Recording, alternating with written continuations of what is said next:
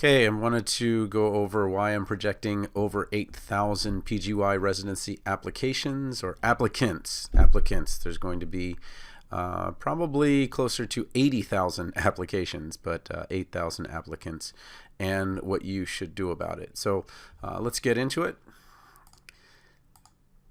First, let's look at the PGY-1 stats from 2019. 7,105 enrolled, 1168 withdrew or did not return the message. And what that comprises is 10% of that is I got a job, and then a bunch of it is I didn't get an interview. So as I go through this, I'm going to give you two numbers. I'm going to give you the percentage as of that enrolled, like at one point in time this person said they wanted to do a residency, and then participating in the match. But it doesn't really make sense to participate in the match if you didn't get an interview invite. You could technically apply to a place where you didn't get an interview, but obviously if you didn't get an interview, they're sending the message that that might not work out for you. So let's look at who matched. So this is the magic number that you'll see going across. That's 64% matched, but I want to put an asterisk next to that because that number comes from the number that participated. So when they have the denominator, remember numerators on top, denominators on bottom, as 5937, they're saying we're going to take out those people who withdrew. And those people didn't necessarily withdraw because they wanted to. They just didn't get an interview. So now if we take it out of people that wanted an interview at or wanted a residency at any time, that number is closer to 50%. It's actually 54%, taking that 3,822 that matched over the 7,105 that actually enrolled at the very beginning. So I just want to be careful that you're not saying, well, you know, it's like 2 out of 3 that I'm going to get a residency, when it's closer to 1 out of 2. And that number is actually probably lower for you or much higher for you, depending on what school you go to and what you've done over the last 4 years. So there's a big misconception that when somebody looks at this and they look at it without regard to their history, they say, oh, well, it's 1 out of 2. And it really isn't. There are a number of factors that go into that. So how many didn't match? So 2,115 that had at least one interview didn't get a residency. And if you go from the enrolled number of students, it was actually 3,283. Now, that gap in between is actually kind of a blessing, that if you knew that you didn't get an interview, then you had a little bit of extra time to make alternative plans when you were going to graduate and what kind of job you were going to get. You knew you weren't going to get a residency because you were out of the match. Those 2,115, however, are sitting there right before spring break figuring out, like, all right, well, now what do I do? I've got put everything I had into residency, and now I didn't really have a plan B. And there aren't positions really available at that time when you're sitting there like, okay, well, it's March, what do I do? So my caveat emptor, I think that's what it is, but buyer beware, is always have a plan B, okay? Always. Okay? And even some of the best applicants don't match because it is the match, okay? It's not a guarantee regardless of how good you are. It may just be that it just wasn't a good fit. Okay, so let's look at my projections. I'm projecting that we're going to go up not 500 as we did last year, but we're actually going to go up 1,000. And when you say that seems like a really big number, with 140 pharmacy schools, it's actually a little more than that. And you multiply 7 times that, 700 plus 7 times 4 makes 280. So you're talking about 980, and I just rounded to 1,000 to make it easy. But you're only talking about another 7 students per school saying, I'm going to go for residency. I increased the withdrew did not return the same amount at 16% or something like that. So I just said another 100. And then so we're going to have 6,700 participating. Okay, so those are my projections for this year. I personally actually think it's going to be a lot higher. I think that this increase is not going to happen gradually. I think it's going to happen exponentially, and I think this is the year, and I'll give you 5 reasons for that at the end of these slides. So what does that mean for the actual match? Well, I'm saying that we're going to have 4,000 residency sites, was an increase of around 200, 300 from last year, which is about what we see each year. We see about another 200 or 300 sites, and it made for easy math. So it just kind of went with that. So if we're going by the original, that we're going to say, okay, well, let's take the participating, not the people who withdrew, then it would be 60% match rate, so 3 out of 5, or 4,000 out of 8,000, everybody who enrolled, you only have a 1 out of 2 chance. And you say, well, it only went down 4%. That's not really a huge big deal.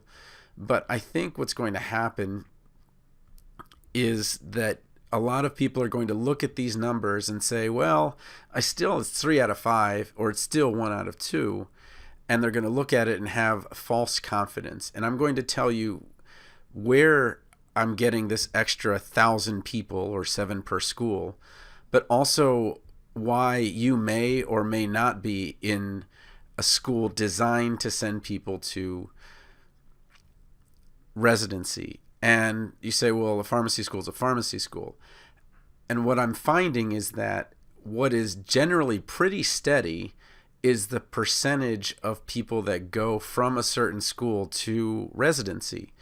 And what is it that they do differently that allows them to have such a high success rate? And I'll talk a little bit about that, but I'll probably do it in another video, which is, figuring out your own odds of matching in a residency, so you can have a much better picture of, well, how much do I really need to have a backup plan? Okay, so how many will not match? So my projections are, of the 8,000 that enroll, fully half, or 4,000, will not match. Fortunately, 1,300 of them will know a little bit earlier than the other 2,700, but we're approaching almost 3,000 people who are not going to have a position that they were hoping for in March, and may or may not have a backup plan. And that's a ton. So why do I project an exponential increase rather than a linear increase? Why didn't I just say, okay, well, 7,100 last time, 7,600 this time? Okay. If you look at the acceptance rates 4 years ago, it went up to 79.5%. Right now it's 82.3%. So there's some leveling off in the acceptance rates at pharmacy schools overall. And it looks like the pharmacy schools are going to continue to take around 4 out of 5 of the applicants, but they've just, I don't know what they're going to do next year, but that was a big leveling, and that number is actually wrong. It was 82.9 this year. I think it was 82.3 last year, or 82.5 last year, but right around 83%. So 4 out of 5 is what they're taking, and that was the second most Pharm.D acceptances in history. The thing is that it's tough for me to tell you what's going to happen over the next couple of years, because as the number of schools entering the PharmCast went up, so did the actual number of people getting in leveled. So it's almost like 13,000, 13,000, 13,000, 13,000 for 4 years in a row. I'm not projecting any significant decrease in the number of acceptances, therefore the number of people applying to residency, until 2024. When we're going to have the first significant decrease in the class sizes of pharmacy schools, or graduating class sizes, where we're going to see, I'm going to say, 1,600 fewer graduating that year, because we're looking at around, this year I'm hearing that there's about 25% fewer applications, but that's not what you look at. What you look at is the 10 to 12% fewer applicants. And with that many fewer applicants, then you'll see significant change in 4 years, but that doesn't do you much good right now. Okay, so next thing. We're seeing curricular residency preparation put into the actual curriculum. And if you go back to when I went to pharmacy school, they didn't even mess with residency until they knew that you were going to be a Pharm.D. So it was bachelor's, then 2 years Pharm.D. I was part of the first all Pharm.D class, and I don't think residency was such a thing back then. I mean, even 4 years ago, there were at least, I want to say 400 or 500 open residencies in 2015. In 2019, that number went to almost zero. I think it's like 99.2% of residencies match with somebody that they want, and then there's a small number that don't. So these schools are just off the charts with what they're doing. And I'm not saying that other schools don't do this. I'm just saying that I'm familiar with the first four because of a presentation at AACP in Chicago. And I'm familiar with the flexibility of Iowa and Drake because I live in Iowa and I know those two schools. So Houston is off the charts with what they do. They've got student organization-led programming by faculty, by local residents, and they've got an elective course in the new curriculum for somebody that wants to do a residency. Like many big schools, they've got the Texas Medical Center, which has over 80 pharmacy residents. That is a huge number, and a ton of preceptors and a ton of hospital beds over there. I think they have almost 10,000 hospital beds or total patient hospital beds. So just a huge, huge number. They have what are called longitudinal events, so going over time that P1 to P4 students are going to. So when you see this as a P1 and a P2 and a P3, in October they do like a residency workshop, but then they have their own residency showcase in November, where traditionally we would see job fairs in October, and maybe they have one, maybe they don't, I don't know. But if you see a residency showcase in November, then you're saying, wow, you know, maybe there's something to this residency thing. And then you go to the big one at ASHP in December if you decide to go. January, I know they have a social between residency mentoring, and then there's a post-match panel. What did you do right? What did you do wrong?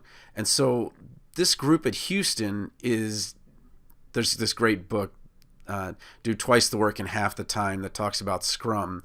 But this is it. This is iteration after iteration. Hey, what did you do right? What did you do wrong? And keep learning from your mistakes. And probably one of the best programs in the country at doing this. They also have a residency boot camp. It's a longitudinal course. It's in the spring before APPEs. And I think it's led by their health system pharmacy admins or master's residents. And they're paired with a current resident as a mentor. And you can imagine that how having something like that over, I think it's over 2 months. And they, you kind of figure out like what's the value of the residency? What do you need to do for the application? What do you do to interview? They get mock interviews. They do figure out like what APPE rotations or what to do on those rotations and how to stand out and things like that. So they had a boot camp, I know, in 2018, and then they have a professional development track as P4s. So the proof is in the pudding. Their residency match rate is one of the best in the country. Sorry. Okay. Northeastern also does something, and they just do it a little bit differently, but Northeastern also has a preparation where they have a higher than average match rate, and they have hour live sessions. If residency is something somebody should want, how do they prepare for mid-year and applications? How do they prepare for the interview? I know they have some online modules. I think there's like seven of the modules. I've talked to somebody about it. They had 7 like 15-minute online modules, and then a live question and answer session, and then they have additional resources, and then there's some student vlogs. And again, it's learning from the people that have gone ahead of you, and that's a very formalized process, as it is with Houston. Kentucky, if I remember right, they focused on not just kind of the advice part of it, but really creating this advanced pharmacotherapy path where they're creating this kind of way for you to get what you need in terms of projects, leadership, writing, work experience, rotations, letters of recommendation, understanding where grades fit in, and they really do a great job of getting it into the curriculum. They have intern programs, inpatient, specialty, and ambulatory, so someone is pretty much ready for residency as well. And so Purdue, I didn't see that part of the presentation, but I know that they have one too. So you got 4 schools that are creating this amazing kind of backstory for you and saying, hey, here are touch points where we're going to give you the advice that you need to know if you need to do a residency or not, and so forth. Now, I'm not familiar with the curricular residency preparation at Iowa and Drake, but what I am very familiar with is the way that their APPEs are structured. Iowa did something kind of brilliant, and I didn't realize it was how brilliant it was until someone did it perfectly, and I was fortunate enough to have that APPE student come through. And what Iowa did was they added 2 elective APPEs in the P3 year. And at first I was like, okay, well, you get a little more experience, that would be good. But what I didn't think about was, if you talk about the 3 modifiable factors when you're talking about getting a residency, you have the letter of intent, you have recommendations, and you have that you did an APPE with someone. Well, by adding APPEs and by staying with the 5-week model instead of a 6-week model, you not only get the additional rotation because you're doing 5 weeks instead of 6-week model, which means that you get one more person that can write a recommendation, one more place that you might get the clinical APPE ahead of mid-year. You also get these electives, and in these electives you get one more chance at a recommendation, one more chance at having the kind of residency that helps. And I had a student come in and they did mine for that elective, and what it did was, if you look at the big 5 things that you need to succeed as a residency applicant: clinical, research, service, teaching, and leadership. He had done leadership a ton, started his own group, basically in pharmacy school. He had done a ton of service to the community and for his own school. And then he took teaching with me, because mine is basically a 5-week teaching rotation. You're teaching undergrad students. So then he could focus just on clinical and research in those 6 APPEs leading up to and through residency. The other thing that these 2 schools do, and they kind of share a similar map in terms of their APPEs, is that there's flexibility in the curriculum when they need it. So for December, they have the flexibility in their APPE to go to mid-year. In the spring, when they need to interview for positions, they also have that flexibility. So at the time they need it most, they have flexibility, time off to spend the time they need. So I know both of them work on the 5-week rather than the 6-week, which tends to be a newer thing. The newer schools tend to use the 6-week. So again, you are at a tremendous advantage getting even just one more APPE and one more possible recommendation, because recommendations are basically one of the big thirds. Recommendations, LOI, and if you did an APPE with that potential residency site, those are the big 3 things that you can change. So if you're a P3 listening to this, I'm telling you, if you have any thoughts of a residency, make your APPEs around those spots. Okay, but in general, that there's more exposure to residency, I think, is going to create increased interest in residency, at least application. Job fairs are becoming residency fairs. So if you look at your job fair that you just went to in October, if you're a final year pharmacy student, you might have noticed that there are a lot of residencies there. And you're like, well, I thought this was just for the retail jobs and the independents and the maybe managed care that we're hiring right out of school. But what we're seeing is a ton of residencies and fellowships now are coming into the job fair. And these job fairs are not as much a residency showcase, but residencies are coming in saying, hey, we're actually in a position where we have to compete. Because now that there are so many residencies, to get the best applicants, people have to hear about them, and it makes a lot more sense to pursue them locally, because if you've got someone local that's going to be in your area, then a residency fair makes sense. But I think seeing so many residencies at the job fair also increases the chances that someone's going to think about or do a residency. Fewer independent and retail positions. I don't even need to go into this, but obviously there's been quite a bit of bad news over the last year in terms of retail and independent. One of the biggest employers, the news is that they're possibly going to go private, and this may or may not be a good thing. I don't know yet. It's just talk right now, as far as I know. But we're just seeing fewer independent and retail positions, and so if you are having a few less positions, many people that were kind of on the fence, like, well, I might do a residency, I might not, are all of a sudden saying, okay, well, I'm going to apply for a residency. It sounds like that might be something required to get a position these days. The last thing is that if you have more people getting rejected from residency application, you're probably going to have more people returning. Now, a number of people that return the next year or a following year to apply for residency that didn't get it is actually really small. So this is a huge opportunity in terms of, I don't want to say opportunity, that's the wrong word. This is a huge area of possible growth where active pharmacists from last year that may have partial hours or underemployed and those types of things are going to be now coming back saying, $45,000 in a job that has full-time hours and that has health care and is helping me grow as a practitioner, can improve my life, work life, and life and so forth, then that becomes more attractive. And then there are the other ones who are the pharmacists that are in practice now saying, I think it's time to move back before it becomes too late, and I want to go back there because there was an APHA email that went out basically saying, is PA the way to go? Becoming a physician's assistant.